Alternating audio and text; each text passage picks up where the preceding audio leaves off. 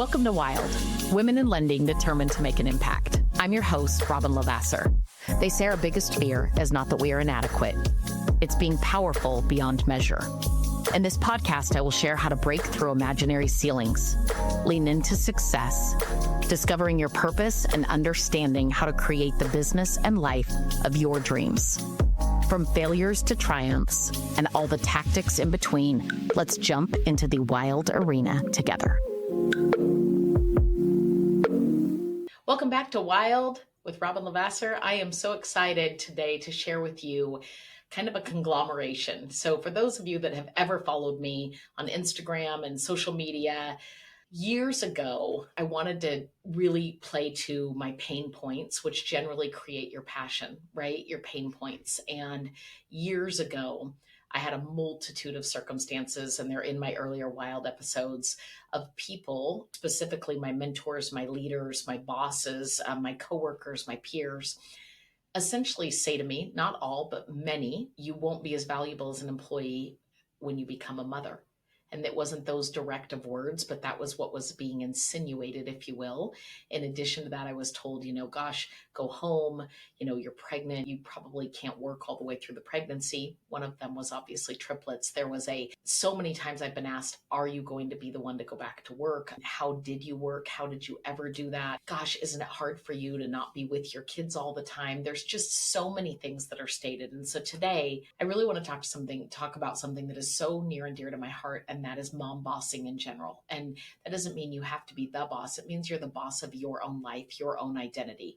I've always said in my life that I absolutely am so honored and love so much the various titles that I have chosen and been chosen to wear. The very first title that I was ever born into, if you will, was simply Robin, right? But it was Robin the daughter, and Robin the sister, Robin the cousin, and Robin the granddaughter, right? It was an instant family dynamic. As I evolved, I became Robin the soccer player, Robin the leader. Naturally in school, I was that. Robin, in the student body government, and for sure, just sports player in general. Robin loved the stage, still do to this day, right? And eventually became Robin the wife, and then became Robin the mother. As much as I love the title Mrs. Lavasser, I love the title mom, my most coveted ever. The truth is, I really have always loved just the Robin part of things. And that was a big piece of me saying, hey, you can mom boss, you can be a mom and you can still hold your identity over here. You can be a wife and a mom and still hold your identity over here, and all of them be very harmonious with one another. And so I think about the wild life of being a working mom, aka a mom boss. And what does that look like? And the biggest part is, I don't know if everybody realizes that, but working moms are in the arena every single day. And at work, at home, in carpool lines, shuffling from fields to home, to the kitchen, to the to the bathtub, to the bedroom, there's so much going on every single day. And 70% of US mothers with children under the age of 18 are in the labor force today. 70% of US mothers. I don't know what the statistic was previously, but that's a really big number, how far we have come. Working moms are often the primary or co-breadwinner in over 40% of American households. That's crazy. That's a lot. Children, this is my favorite part of working moms. For all of us that have all of this guilt that I'm not with my child enough and they need me, and I don't want to miss out on anything, and I want to be the one, and all of these things, and yet I also want or need in my life all of this other stuff that comes with being a working mom. Children with working moms statistically are more likely to finish school, secure leadership, earn higher income. It's literally a Harvard School study about the impacts of a working mom on your children and what it does. I read a stat the other day, I can't remember the exacts, but it was basically talking about the impact that it has directly on daughters and how impactful it is to be a mom, i.e. you generally emulate, right, your same-sex parent and or leadership role in your family, and what a path it forges ahead. That doesn't mean staying home is a bad thing, but what a path it forges ahead for your own daughters in permissions and in what they see and how they do it. If my daughters decide to be stay-at-home moms, I would be just as happy for them. But I can tell you, they're pretty boisterous in general, determined, outgoing, ambitious in many, many, many ways. And yet they also still have the nurturing and the love and the draw to be wives and mothers and all of those other things. And it wouldn't matter what they were as long as they were happy and were their definition of success, if you will, and contributing, making an impact into that community. And I think that when you yourself are learning and growing and consistently, right, helping not just your own household, but other people outside the home, you're showing them a pathway towards all of that. And it's a beautiful thing versus a guilt ridden thing, right? Versus an obligatory, I'm the victim of the circumstance type of thing. And I know that for me, one of the things that's been so fun is owning the fact that I wanted to work and that not feeling like it came synonymous with, I don't want to be with my kids. No, not at all. I just wanted to work. And I love spending time with my kids. Both, right? Both. We talk a lot about that. And so resilience modeling, kids see firsthand what perseverance in general look like with working parents, right? You got to get up. You have to do it even when you don't feel good. You go to work. You have a bad day. You have a bad boss. You have a job change. They see you, and things are caught, not taught, navigating what they at one point will have to navigate in the future. There's major win in resilience modeling from being employed in general. Independence and confidence. Daughters of working mothers are more likely to work themselves and earn 23% more. Sons are more likely to contribute to caregiving at home, meaning the future of them as husbands, being willing to contribute to laundry, dishes, support of the children in your sons. You're also modeling that for them because it requires an all hands on deck mentality. Right? And all hands on deck. One of the things as a mother, and people joke, but when our kids were little, they would literally, they loved to be in our house because we tried to create environments that were fun, right? It was everybody sitting around playing Yahtzee at the table, or we were having a cupcake baking contest, or we were doing lots of activities. We love to play music and dance, and we have a very carefree, engaging home, if you will. We were never the home that kids come inside and immediately beeline for the bedroom and close the door. We've always been the home that says, come in, let's all talk, let's all communicate, let's all community together. What's really, really fun about that is that they get to hang out and see, hey, here's healthy adult relationships, if you will, and everyone contributes. You have to do the dishes. You have to help with this. Do you need anything? When people would say, when the young kids, teenagers, even middle school or younger would say, do you need any help? I learned early on to say yes. You know why? Because what a valuable tool to have a child help you cut up the vegetables for that night's dinner. Maybe they don't ever do that at home. Maybe they never get asked and or never offer. But what a gift that they did in my household, and what a beautiful thing for us to give that to them. Our kids would joke, as did all the cousins and all of their friends, don't spend the night at the Levasseurs. Why? Because I have a nobody gets to sleep in rule. And I know that sounds crazy, but I don't think great things happen at 2 and 3 in the morning when kids stay up all hours. And I believe that you get the most done and you're the most productive early in the mornings. And so while sleeping in our household during the work week was a much earlier wake up call, sleeping in on the weekends, nobody really slept past 8, 9 was a gift.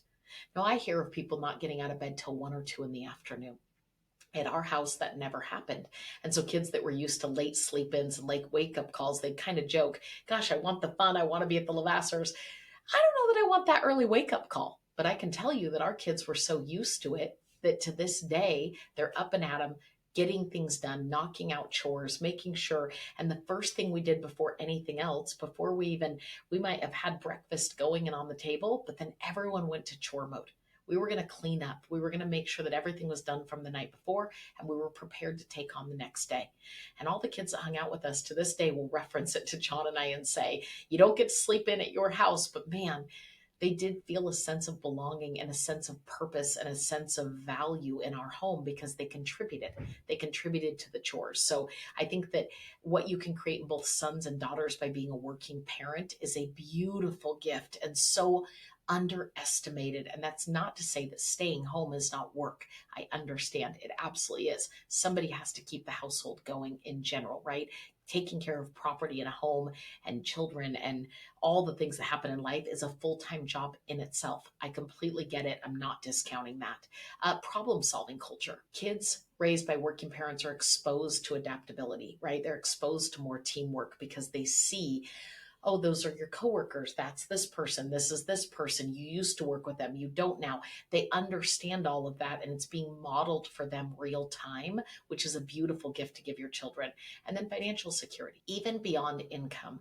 Kids learn financial literacy, planning, and balance when they have parents that are not only working, but understand why we work. My little granddaughter, Olivia, said to me as I'm driving down the road with her the other day, Rara, do you have to work tomorrow? And I said, yes. And she goes, oh, why? And I said, Livy, one, I love my work.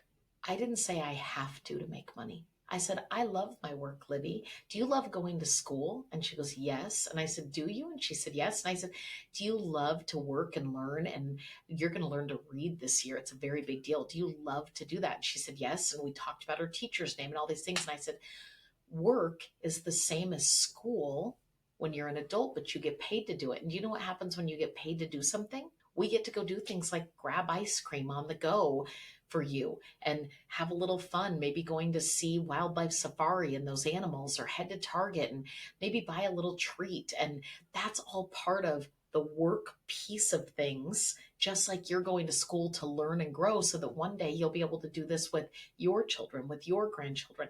We had this beautiful conversation and she came up with some of the funniest little lines that came with it. And I won't get into all the details, but there is beautiful financial overall literacy that comes with understanding what it takes to live, what it takes to survive financially in the United States, if you will, right? The roof over the head, that the electricity. I can't tell you how many 18, 19, 20-year-olds that are oblivious because it was never spoken about. Nobody ever talked about it.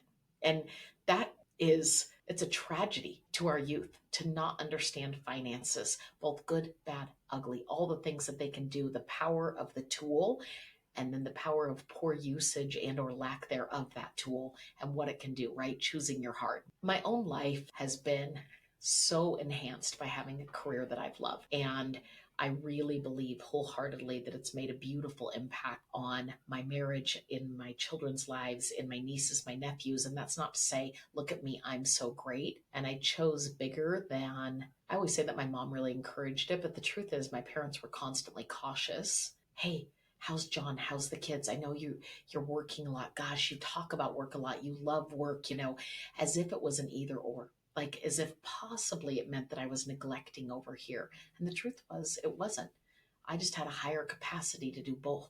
And I chose that without blaming or victimizing or robbing from one another. On occasion, right? On occasion, you get a little out of balance with home life and or with work life.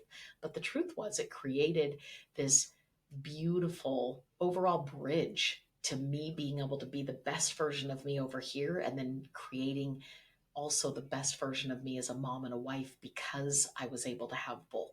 And so when you think to yourself, gosh, I don't know, I don't want to miss anything. I don't want to. We had a friend and a kind of a mentor and a coach to me actually who retired and moved to Hawaii. They've always loved going to Hawaii and they used to go once a year. So they moved there. They lasted about 3 years. And here's what's funny. It lost a little bit of its joy because they were there every single day, right? It lost a little bit of its sparkle, if you will, because it was no longer a vacation where you soaked it all in. It was daily life where you forgot to soak it all in. Allow yourself to have both, but too much of anything generally means we're taking something for granted versus giving it gratitude. And so if you've been contemplating, I'm not sure if I can do this. I'm not sure if I should be a working mom. I'm not sure if I should be a working parent in general or have a 2-parent working household. I promise you, your limitations are more in your head, and your children will be as proud of you becoming the person that you want to be as you are of them when they become the person that they want to be. This episode was helpful. I hope you share it. We'll see you on the next Wild.